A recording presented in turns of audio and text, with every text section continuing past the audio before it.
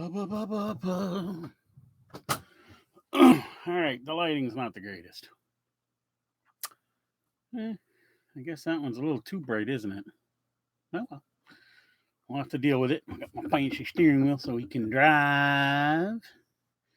Yes, sir, Bob. So we'll wait a minute or two and see what we get. Got two people watching already. You guys have been chomping at the bit or what? So we'll just say good morning to you. That's right. I got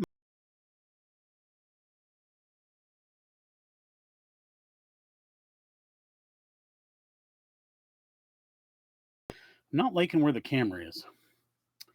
I'm not sure how the sound is. Morning from Montana. Good morning, sir. From Bugs and Psycho.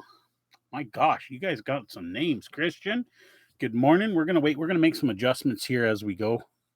Let's move the camera. Oh, that was ugly. See, now I don't know how that is because the steering wheel's here, but then again, at least you guys are looking at me, right? Oh, you think I would have this all set, but there's no professionalism in this videoing.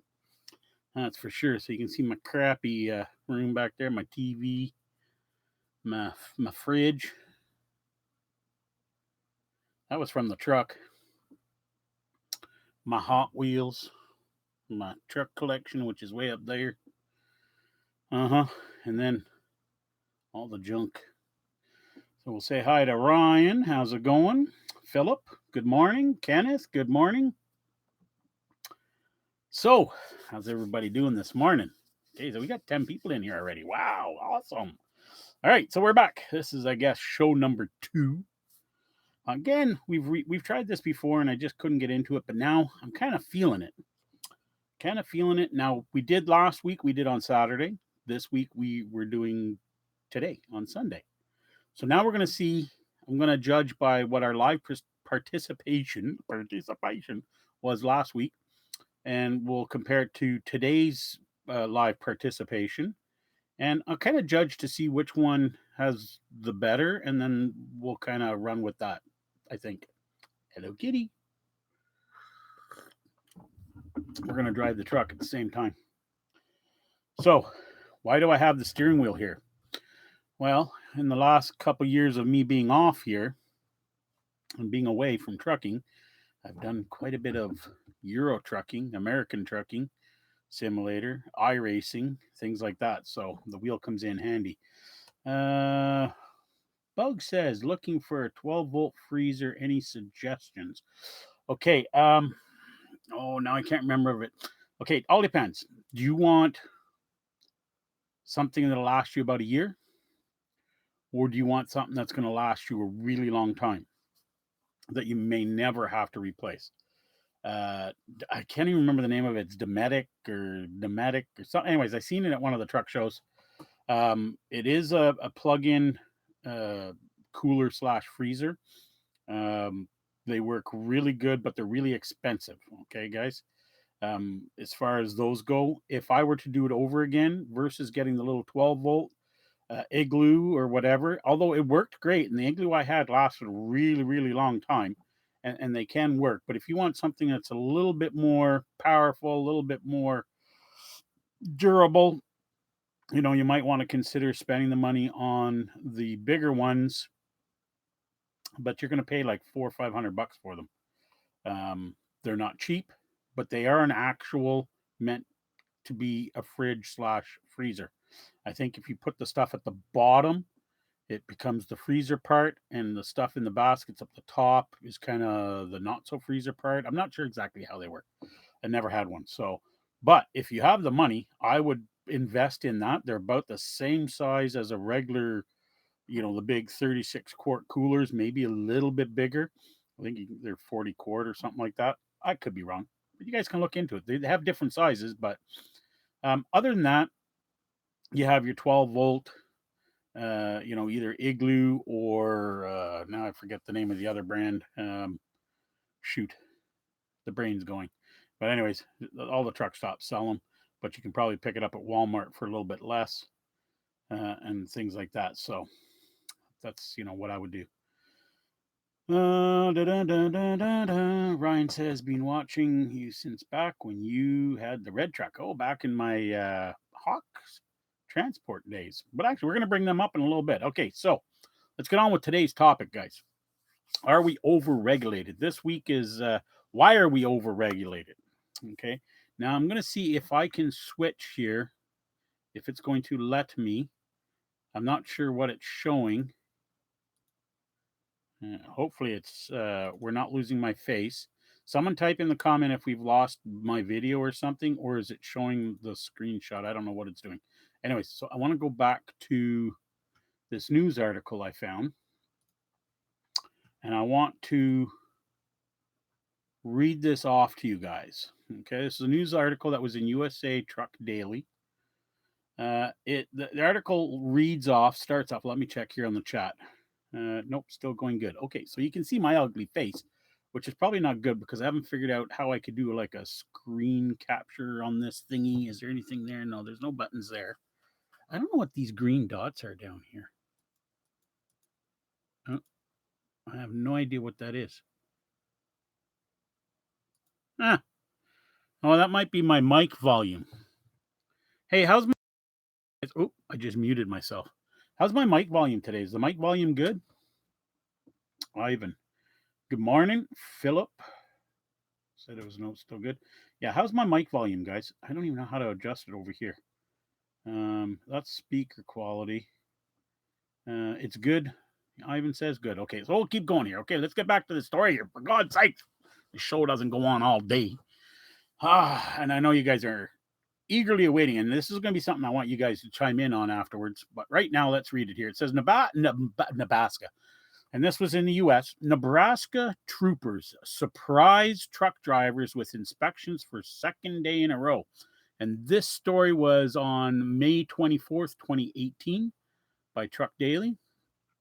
And I'm just going to scroll down here and I'm going to read this off to you guys. Okay, so apologize for any poor grammar or whatever and my reading skills. Okay, so Nebraska State Police stung truck drivers with a second day, back-to-back day of surprise inspections. On Wednesday, May 23rd, troopers with the Nebraska State Patrol Carrier Enforcement Division conducted surprise commercial vehicle inspections in Sarpy County, once again targeting drivers who might not travel outside the city or pass through way stations as part of their regular routes. I'm going to stop there for a second, okay, guys? And I'm going to emphasize here. Okay, so this is great. I don't know, for years and years and years, I bitched about all these inspections, and the stats that come out in these inspections are just general bunched together stats saying X amount or a percentage of drivers put out of service and trucks with violations and blah, blah, blah, blah, blah, but never really broken down in the story and the news and the media as to what they were. Okay. Okay. So we're going to go back here and I'm just going to read it. It's targeting vehicles who might not travel outside the city or pass through way stations. Basically meaning local trucks, okay? Your dump trucks, your D-class delivery trucks, your box trucks, your end dump trailers, your cement trucks, your anything to do with local stuff is what they were targeting. Yes, there's going to be some tractor trailers in there, also the P&D trucks. So let's read on here. During the special enforcement effort, the Metropolitan Aggressive and Prevention Selective, I don't understand that one, team conducted 82 vehicle inspections. So 82 trucks of some sort got pulled over. This is going to be a shocker, okay, guys? I want you to listen up on this one. Hold on to your seats. Some of you might fall down. They discovered 261 violations, 82 vehicles pulled over, and 261 violations. That's over 4 violations per truck on average. Over 4 point whatever it is. Somebody can grab a calculator and do it. It don't matter. It's still over 4. It's around 4, a little over 4 violations per truck. That is bizarre. Anyways, discovered 261 violations of the federal motor vehicle or carrier safety regulations and state law, and took 28 vehicles out of service.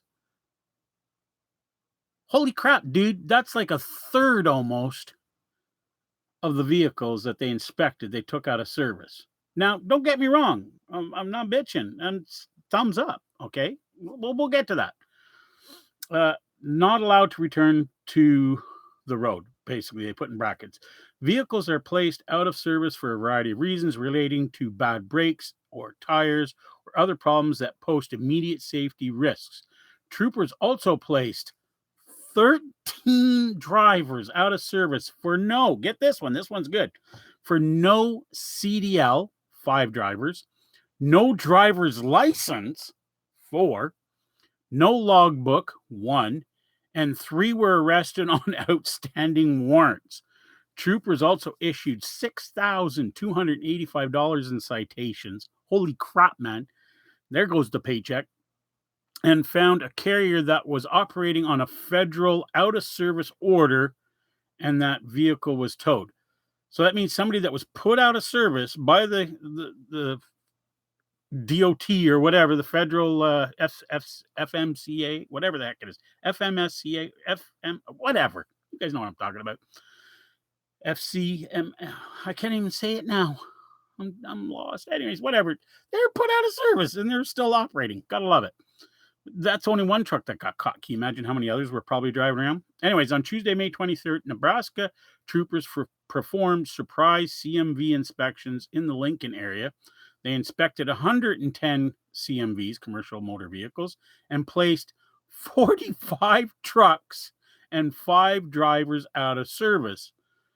That's like 40%. It's more than 40%. It's like, it's ridiculous, is what it is. Anyways, Nebraska state troopers often conduct surprise inspections on back-to-back days. Last year, there were surprise inspections in Lincoln on Tuesday, May 16th, Omaha on Wednesday, and then again in Sarpy County on May 18th. Okay, more surprise inspections are planned from now through the fall. Okay, so guys, if you're traveling through the state of Nebraska, I suggest you be prepared. Okay, so we're going to get to the part that I find funny. Let's just look at the comments here. How far back are we going? Wow, we had lots of comments. Good. Yeah, it's good. Okay, yeah, sounds good. Yep, it's true. And I live in Nebraska. Okay, that's Mr. Cow to Cow. That's an interesting name. Kenneth says that bullish. What's bullish about it? I don't understand. You can say bullshit. It's not bullshit. It's the story. I'm reading it. I think they got them for arbitrary crap that weren't really violations. Oh no, I'm pretty sure they're violations. We're gonna get to that. FMCSA. That's it. I don't know why I couldn't say it, guys. But thank you, Ryan. Talk to us about lot lizards. No, Silky, that's not on today's topic of the show, and it probably never will be. Any good stories? Okay, I got a Christian. Christian says I got a violation last year in New York for not writing my total miles at the end of the day. Well, yeah, it's the law. You have to. You have to summarize, and if you don't summarize, it's a violation. They get you for everything. I mean, it's called paying attention to detail, and I'm not trying to harp on you, but yeah, you got to fill all this stuff in. And a lot of times, if they've got a bug up their ass to get you on something, they'll go for the little things like that. And it is a little thing. Most DOT, most MTO, most enforcement officers say, listen, buddy, just fill it in and you're good to go. But if they got a bug up their ass, they'll get you on every little thing. And it is the law. It's there. So, I mean, yes, you can say, oh, what a bunch of ass hats. Why'd they do this? But at the same token, it is the law. So let's see here. Kenneth says this is hard to believe. If the pre-trial is pre-trip is performed properly and entered in the computer correctly, this should have never happened. Don't know, Kenneth, what you're referring to as far as what I was reading off in the story and the violations, but we're going to get to that. Okay. Trace says, my Lord, that was a busy day for them. Yes, it was. Christian, most violations might be BS. Yeah, most of them probably are BS in the sense of the way we look at it, but it is the written law. So, and it's in there, and they've put everything in down to the littlest thing. and you got to watch. Just like, for example, I know we're straying here, like in your logbooks, paper logs, if you didn't use a ruler and it was very messy and inallowed eligible, like where your locations were and stuff, they could fine you for that. Believe it or not, but you got to make it clear and readable. If it's not clear and readable, they can fine you for it. So you can't keep a messy logbook. It's all about housekeeping, man. You got to do your due diligence. So don't complain and cry and whine about it. Um, it is part of your job. Okay. And it's something that should have been taught to you when you got your CDL. It should have been taught to you when you were in training, if you did go through any training, and we'll get to that another time. But it's part of it. You got to make it readable. Why wouldn't you? Why wouldn't you want to cover your own ass? I mean, seriously, why provoke them to give you a ticket and then to give you more tickets on top of it? Because if they find one thing, they may decide to look for others, right? Plain and simple. Bum. I bet they don't mention the ones in North Platte, Nebraska. Probably they just, it was just a quick story. I mean, they're just emphasizing. I'm going to get to what I think they were emphasizing on here. Um, agrees with Christian. Okay. Yeah, I know you meant pre-trip, Kenneth, but we have disc brakes and they help avoid brake violations. Yes, disc brakes are good, and they're coming out on a lot of the new trucks. Okay, and they actually stop quicker, so they're actually better for the industry itself, for the trucks, and for everything. So eventually, everything's going to roll over to disc brakes. Right now, it's just an option, and I think it should be mandatory. But whatever. Venom says greetings. Okay, Brent. I think that's gonna completely phase out brake drums in the near future. Yeah, so I agree, Trace. James, welcome back. Kyle, howdy doody. Okay, so let's talk. Let's hold on. Gotta take a sip. That's right. For those of you who are late, I got my Hello Kitty mug. All right, so let's look at what they were saying in the story. Okay, first off, it was local trucks. Okay, so I've been in this industry for 30 plus years. And one of the reasons I'm not working for a local trucking company right now is, and this is general for a lot of local companies, um, and I'm not going to say all of them, but there's a lot of them. It's not just a couple; it's a huge handful for in every city. Okay, I don't care where you're from. Every city has companies that operate crap equipment. And the reason they operate crap equipment is because they can buy it super cheap. They're buying used, broken down equipment that other companies have used and said, okay, you know what? This vehicle is just taking too much to keep maintained and keep repaired and keep on the road. We're just going to sell it. And then these handfuls of crap companies that I call locals will buy this equipment up because they can get it for pennies on the dollar compared to something new. And their business model is based on cheap labor, moving their freight cheaply for people locally, because nobody wants to pay high dollars to have their stuff moved, to have, brand new equipment. Now there are a lot of companies that have new, well maintained equipment, and we're going to get into that with an example in a little bit. But this is the problem in our industry, and this is one of the reasons, one of, not the entire, not a majority. This is one of the main reasons, or one of the big reasons, that we're overregulated, is because of shit crap companies that are local, that never cross a scale, never get DOT inspected, MTO, whatever. Doesn't matter whether you're in Canada or US or any other country for that matter. In Europe, it's the same thing. They have this problem there too, although they're a little bit even more regulated than we are here in North America.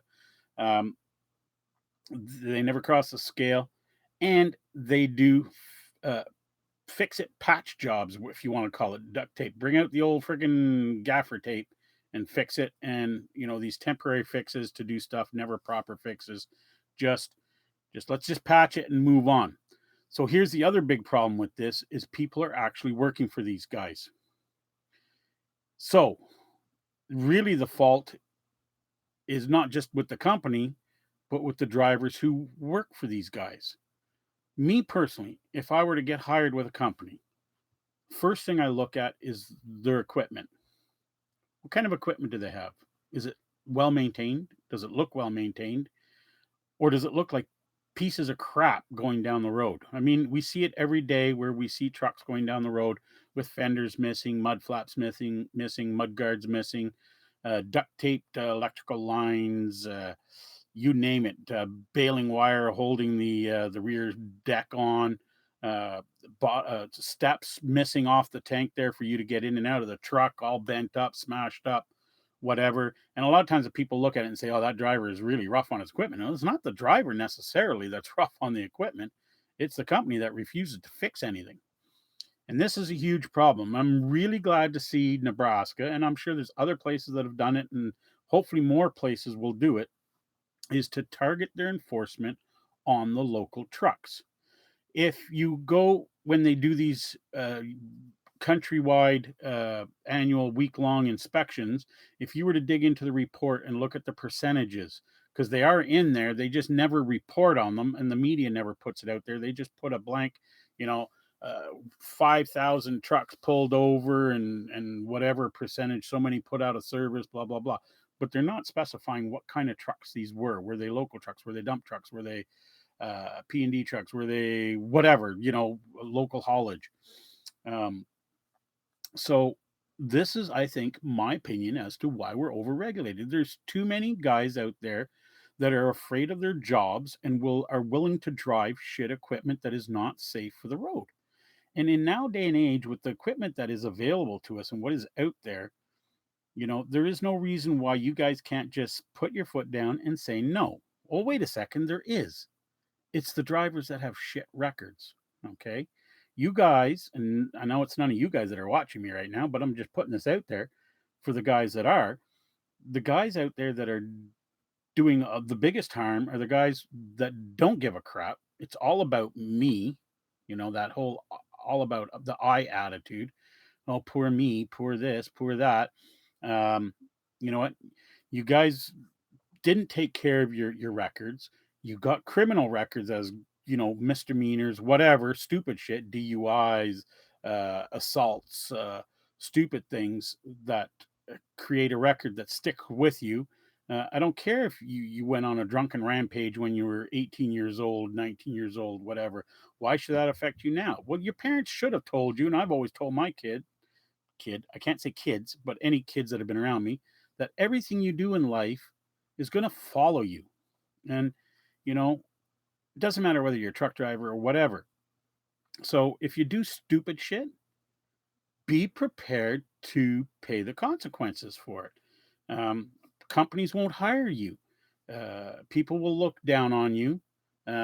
People will, belittle you. Things like that. All kinds of crap's going to happen, and you can't do this "oh poor me" crap attitude, okay? Because really, I don't care, and I don't care who it pisses off. If you don't like the fact that I'm saying that, okay?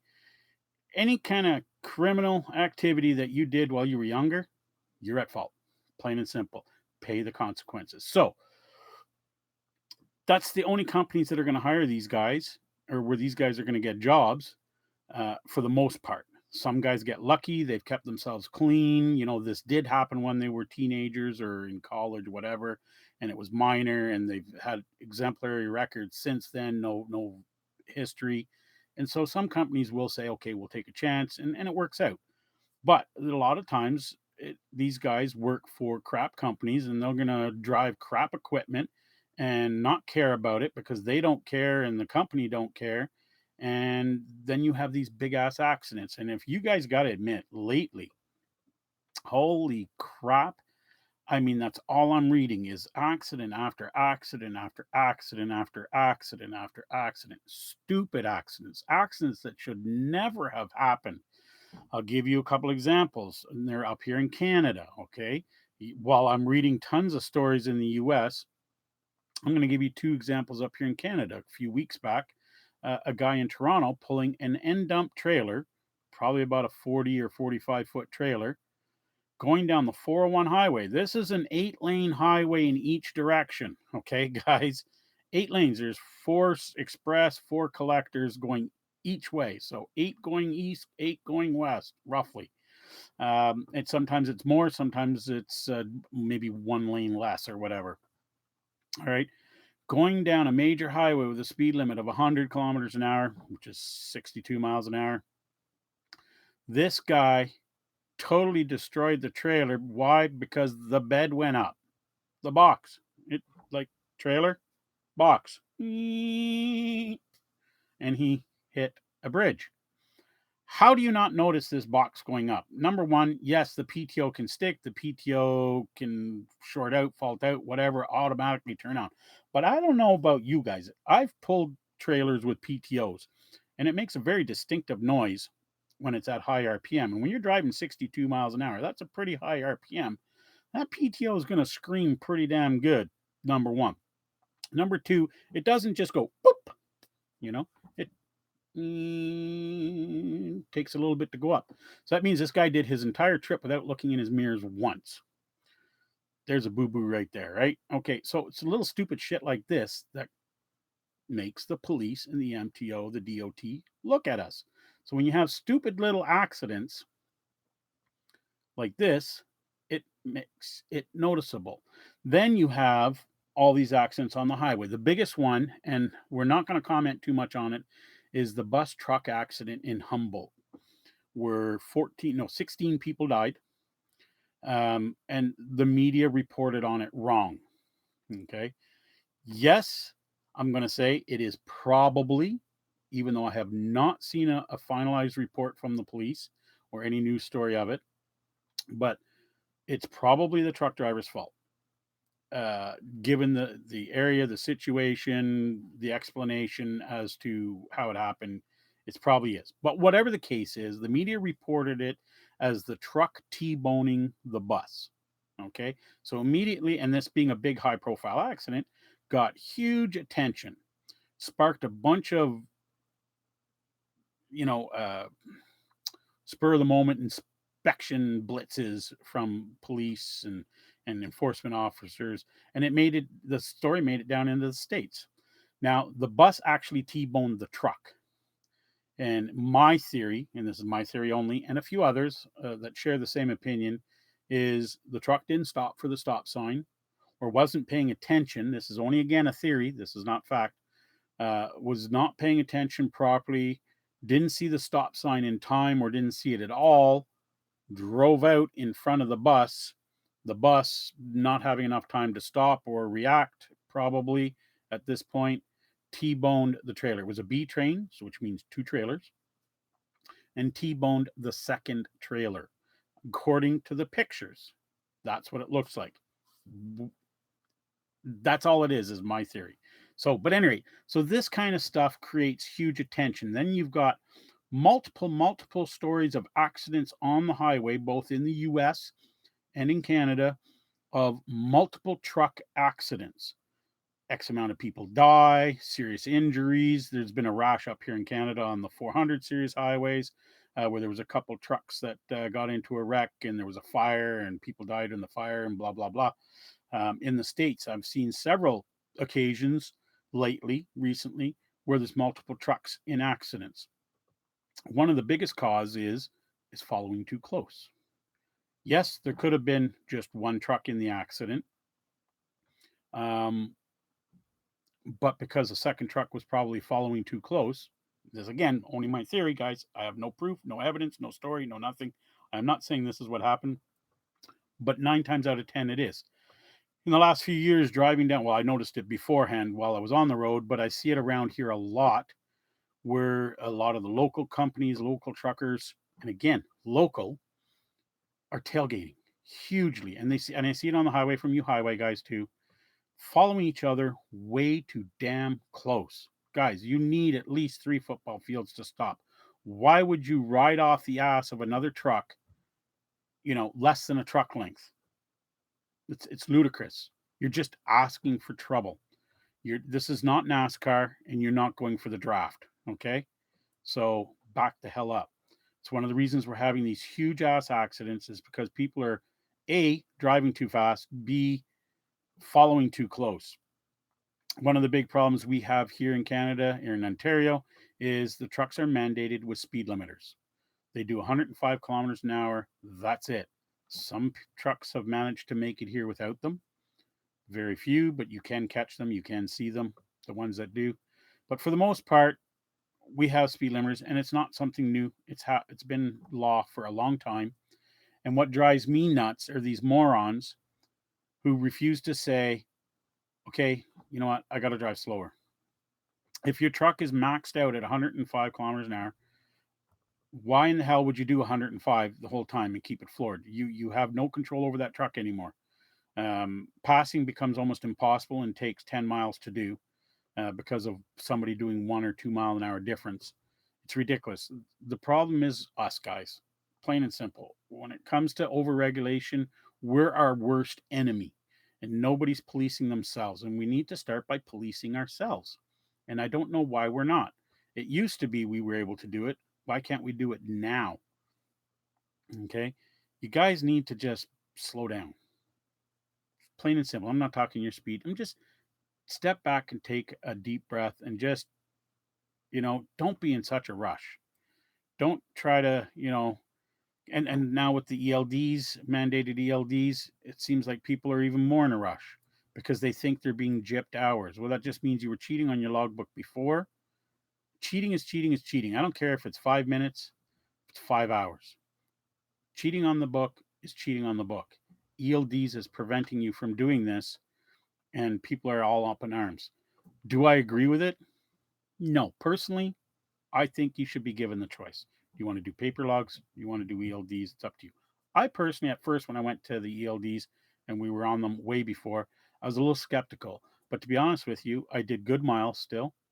Uh, my time management got better because I had to. Okay, you have to manage your time, um, and it's just the way it is. So until legislation's changed or prove that the ELDs don't work, but I, they do kind of work, um, be thankful we don't have what they have in Europe. Okay, they're even more restricted in Europe. I think their driving day is 8 hours, and yes, it can be extended. There's all kinds of variables there, but in general, it's 8 hours a day.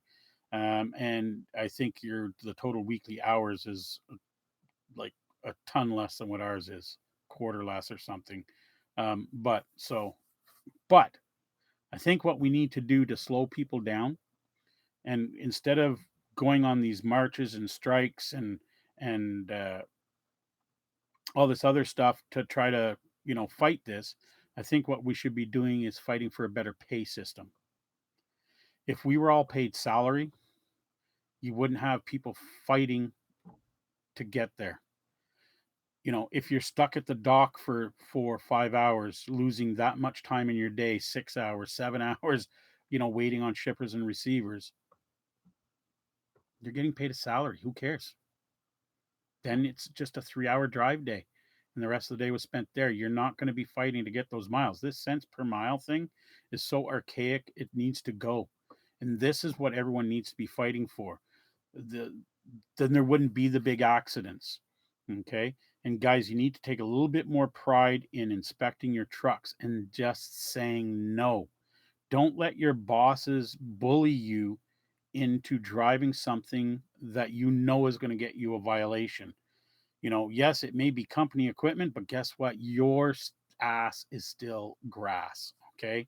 It's still going to be on you. It's going to be on your DAC for your US guys. It's going to be on your uh, driver's abstract here in Ontario. I'm pretty sure the abstract is countrywide or something similar all the way across. So your CVOR abstract. So guys, it's up to you guys to solve the problem. Do your due care and diligence. Just say no. Wasn't it Barbara Bush that always said, just say no? Um, Different subject, but it was that kind of deal. You guys, you know what?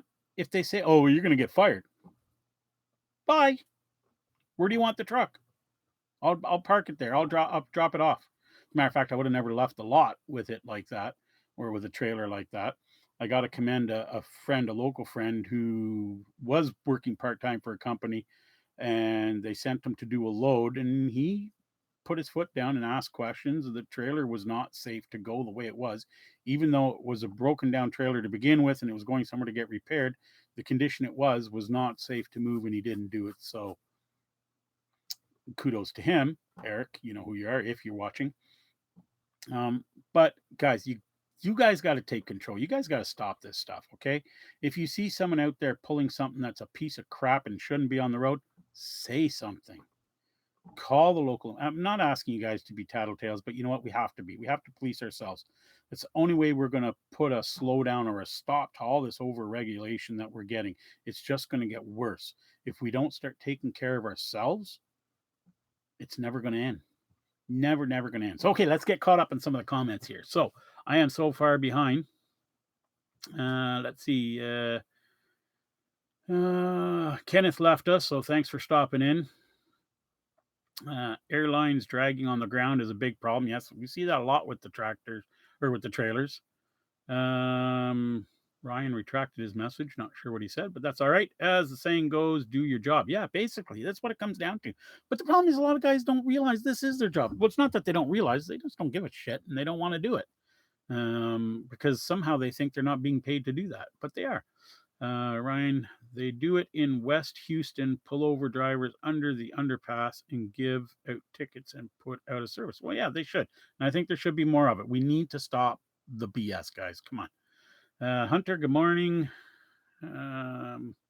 He didn't notice it because he was watching you on YouTube. What? Christian Tommy? You're funny. Roy says, good morning. Good morning. Ryan says, FYI, next North American Blitz is, okay, guys, write this down, between June 5th and 7th, focusing on hours of service. So, you know, a lot of you guys are going to be on the ELDs, so it's kind of hard to have that screw up for you.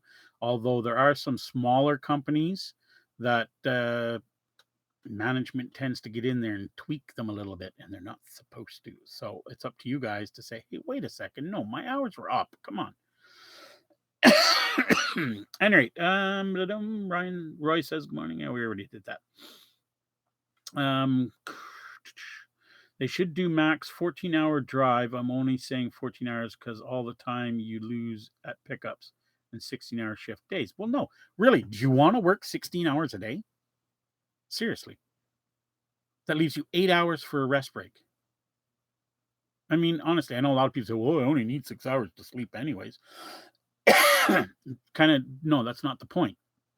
Who the hell wants to work 16 hours a day? It's another reason I'm not working local for one of the local P&D companies, is because they take the rule to the max, and that's what they make you work. I'm sorry.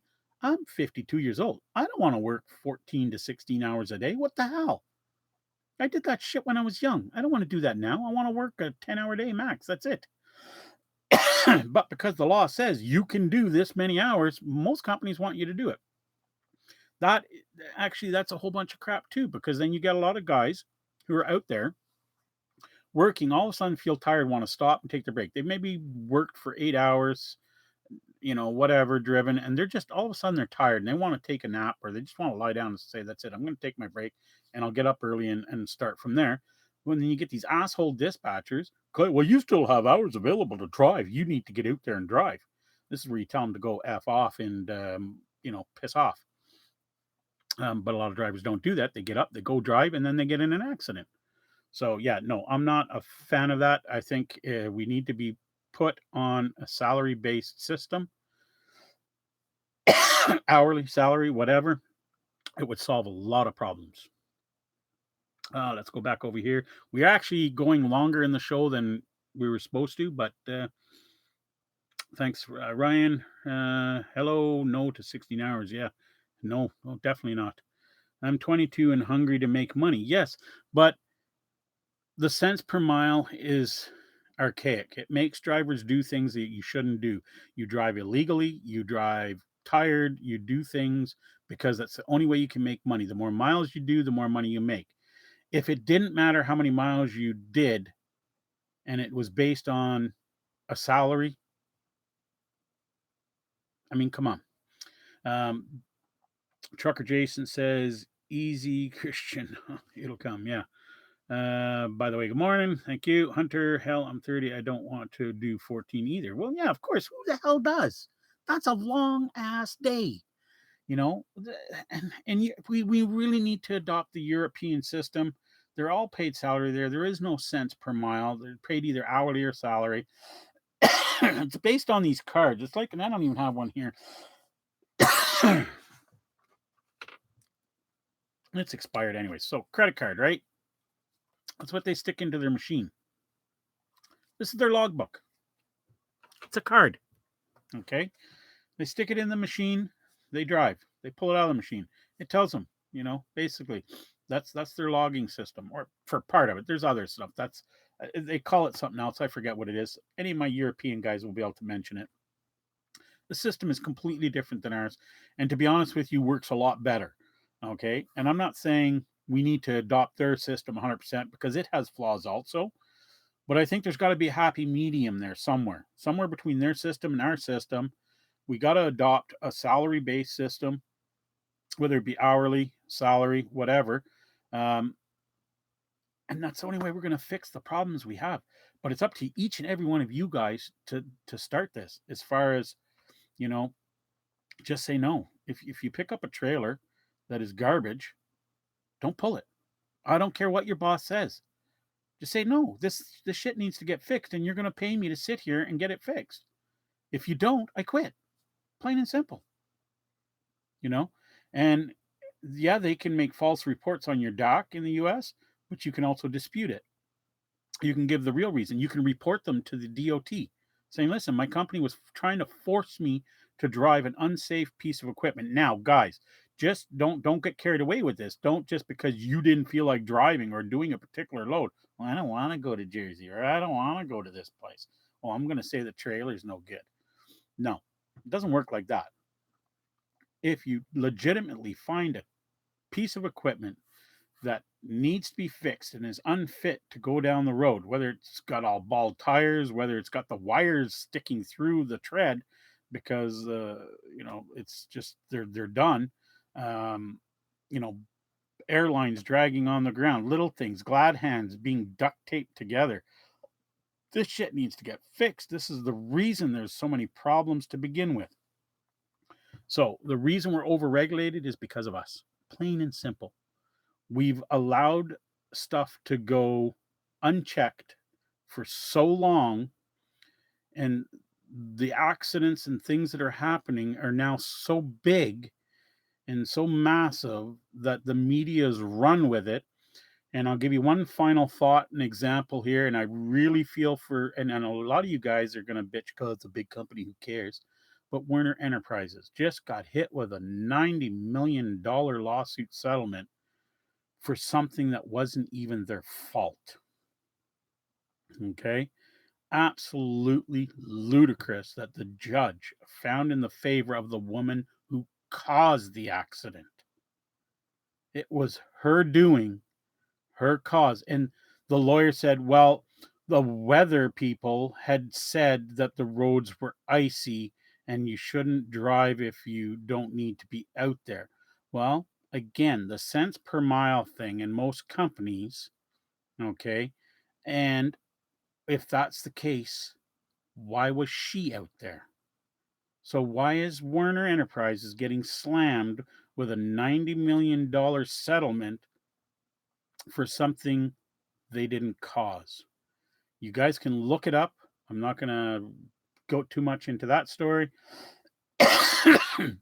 but it's insane the amount of law enforcement and people that look down on the trucking industry, and it's all because we've done it to ourselves. And some of you may be pissed at me for that. I don't care. It is the truth. Face up to it, guys. There's a lot of really good drivers out there. A lot of you are doing your job. But you know what? Now it's up to you to stand up and say something against those that aren't doing their job. I've always done it. I've reported people. I've been a whistleblower. I always have because I'm a big, firm believer in doing things right. Um, when I first started off driving, different story. But the difference between me and most people is I learned, and I learned really quick what I shouldn't do. Any rate, with that being said, guys, we're going to clear up these comments here. Marty says the federal government should step in for detention pay right away. Why be there 3 hours for free? There should be minimum wage of $35 an hour right to begin with. Well, $35 an hour is too much. You would never get $35 an hour doing a normal job. So, but a detention pay of $20 an hour would be reasonable. $18 an hour, whatever you would make at a normal local job is what detention pay should be for you sitting there. Okay, $35 an hour, maybe for an owner operator, but for a company driver, no. You guys, it's one of the reasons all the automotive jobs moved to Mexico is because you guys priced yourself right out of a job for those people that were doing it. I mean, who the hell gets paid $30 an hour to put a nut on a bolt? Bum. Let's see, Trucker Jason, speaking of CPM, amount of miles per week starting 36 minutes, about 2,200 miles to 2,800 miles. Yeah, and the amount of miles per week has gone down from what it used to be too. It's all pretty much the same here. Tax write-off. What Werner settlement was an absolute joke. Yes, it was. Poor Werner driver was in the wrong place at the wrong time. And that's what it was. And you ended up with a judge that was sympathetic to people and hated truckers. That's what it really comes down to. And either Werner's lawyers did a really piss poor job at representing Werner, or the other lawyer did a really awesome job of painting a really bad picture on the trucking industry. And the trucking industry has a bad record, plain and simple, right now. So that was just absolutely ludicrous on that one. Mega companies are a ripoff. Treat new drivers like crap. Well, no, not all mega companies are. It's the mom paws that really screwed a lot of things up too. Some are good. Oh, and I want to bring that up as an example. Okay, we'll finish this off with that. If you guys remember, when I started doing my videos, I was working for Hawks Transport, mom and pa company, 20 trucks, older equipment, but maintained to a T. Okay. There wasn't a nut loose, a bolt loose, a wire loose. There wasn't a piece of duct tape to be found anywhere as far as a patchet job. But these are the kind of companies, if you're going to work for a mom pa and an older company that, has older equipment, you've got to do your due care and diligence and make sure that their equipment is spot on. Refuse to pull crap equipment, plain and simple. All right. So I know I went off in a few different directions. I hope you guys enjoyed I can't even speak. Enjoyed today's topic. Uh, any kind of additions or add-ons or thoughts or comments that you guys want to make that are going to watch the replay, please go ahead and put it in the comment section below. It's going to take a little bit for this video to process, and then the full replay will be up. So if anyone wants to rewatch right now, I don't know what's going to happen. I don't know how it works, but sometimes you can't watch the whole thing because it hasn't finished processing. But anyway, so this is this week's. Okay, so I'm going to take a view. We've had quite a few people today. We had quite a few people last week, and I thank each and every one of you for tuning in. So hopefully we'll make a decision. I'm going to put a poll up again on Facebook. I didn't put one up this week. I'm going to put one poll up for Saturday or Sunday. What's the best day? It's going to be 10 a.m. irregardless. So you guys can chime in on that. And then we're also going to have a few topics for, I didn't do it this week because I had seen the stories on the Nebraska thing. I thought, that's what I'm going to do this week's show on. And so next week we'll put a poll up. I'm going to, at some point, maybe during the week, you guys might see something pop up. Don't get too excited. I'm going to do a test to see if I can bring someone in via TeamSpeak or Discord, one or the other, and to see if the audio carries over into the video. So, but until then, guys, Dometic, that's it. Bugs finally chimed in, and Windler seemed to be the quality fridge freezer combos. That's right. So it's Dometic. That's right. I don't know why I couldn't think of that, but that is the big one I seen at the show. They're expensive for those that want a decent cooler. Pull away from those cheap 12 watt or 12 volt coolers that you get at the truck stops. If you want something that's going to last and it's durable, those are the ones to get, where we all can see each other's faces. That's Google Hangouts, and I'm not a big fan of that, just because people were coming in and then just sitting there. They weren't participating. They just want it to be on the video. So that's why I'm not doing it. I'm not gonna make this a free for all for people to try to come in and then just sit there and not participate and really have nothing to add. So with TeamSpeak, I can bring in individuals like Trucker Rudy. I know has already said that he'd be interested in joining in on a discussion, and I'm sure I can get a few others. I'm gonna try to maybe get in touch with Allie Knight, who no longer trucks, but just to do an update with her for those that are fans of hers. We may bring in Trucker Josh, or making a we'll reach out to him and see if it's something he's interested in. I know him and I have not for a while there. We're not getting along, or at least I wasn't. I was grumpy and crabby and old. It's nothing he did. Well, whatever. Anyways, so and there's a few others out there, but there are a few that I will not bring on, and then I might make an opportunity for some of you guys to come on also. Um, but we'll work on that. Wow, we really went on like 20 minutes past our time frame here, and I didn't want to make these videos too long because a lot of people don't watch past the 10-minute mark, unfortunately. So hopefully there's people watching to the end here. So keep an eye on the Facebook page. Make sure you've jumped onto Big Rig Talk Facebook. In the replay, the description, the link will be there. That's where the polls will be. That's where you guys can chime in as far as what's going to go on in the show. And I hope you guys stay safe, drive safe, keep all the wheels on the ground. The wheels on the bus, my roll round and round. Whatever. Anyways, I know I'm getting carried away, guys. Bye. Be good.